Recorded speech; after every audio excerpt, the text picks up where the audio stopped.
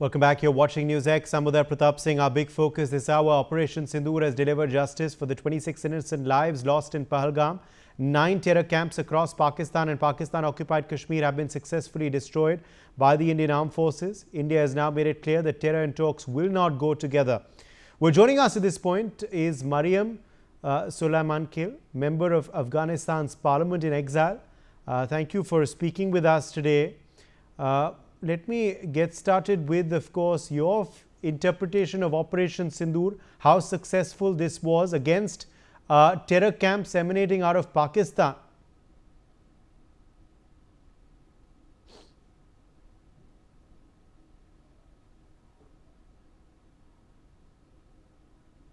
That I've can you hear me? Yes, now we can. Is my voice coming? Now we can. Now we can. Now we can. Go ahead. Well, okay. I've lived through ISI-backed terror in Afghanistan for over 10 years. And I've seen firsthand how they support terrorism. And once we saw the innocent lives in Kashmir lost, India took a very responsible reaction back towards it. They went after the terror camps, they went after military points, and civilian loss was very low. The casualties were very low, and it was responsible. And whenever you harbor terrorists, whenever you create terrorists, and you start inflicting harm towards your neighbors, then this is what needs to happen, a strong stance. And Prime Minister Modi did just what needed to happen. Absolutely. It's also become a policy now. It's become a new doctrine that if a terror attack happens on India, it will be treated as an act of war and there will be a hit back.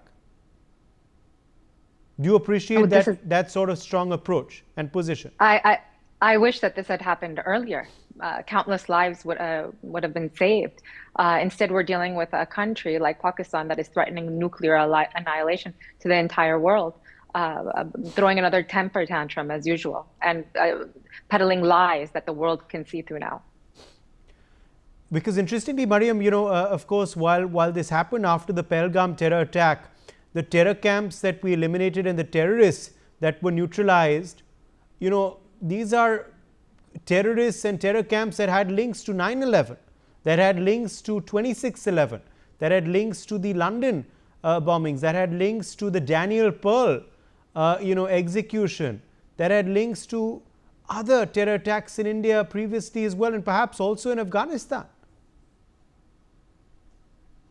Definitely. And when we look at Chowdhury, the head of the ISI's entire media wing, he was the son of Sultan Mahmoud, who was Osama bin Laden's advisor. He was a UN-sanctioned terrorist. He was a US-sanctioned terrorist. And now his son that he raised is the head of ISI propaganda. So when you look at ISI, when you look at the military dictatorship that's running Pakistan today, it's intertwined with the largest terrorist networks in the world. Absolutely. And in fact, you're right. That just shows, of course, what the state of affairs in Pakistan is. But another proof came out with the funeral of some of these terrorists as well. You had state honors being given to them. You had senior members of the Pakistan army there. Other terrorists were leading their funeral prayers. And yet Pakistan had no problem with all of this and said, it was merely a service. No, they had Pakistani flags laying on the caskets of the terrorists. They had Pakistani soldiers standing behind a terrorist,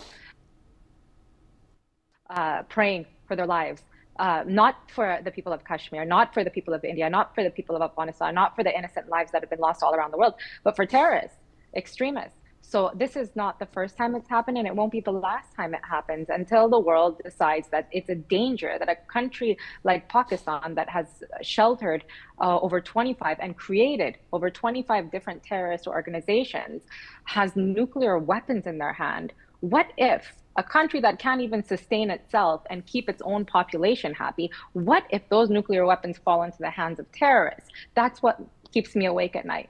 Is it time for the world to wake up? Is it time for the world to see this proof that's staring them in the face, this fresh evidence that's come out from Pakistan through this entire operation, through these entire funerals, through this entire sequence of events? Shouldn't the world wake up and stop also helping fund terror? I 100% agree, and I'm so happy to see the entire world stand with India.